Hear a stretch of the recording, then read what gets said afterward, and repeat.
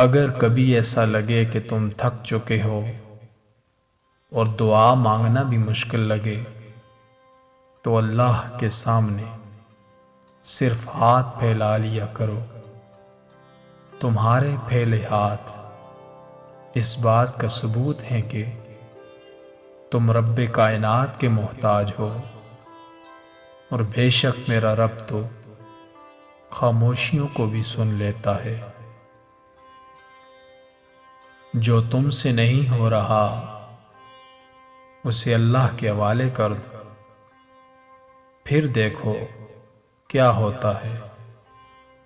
अल्लाह उसी को वसीला बना देगा जो तुम्हारी राह में रुकावट है। दुआओं का रंग नहीं होता, मगर जब ये रंग लाती हैं तो जिंदगी में रंग भर जाते हैं। उम्मीदें इंसान से लगाकर शिकवा खुदा से करते हो, तुम भी कमाल करते हो।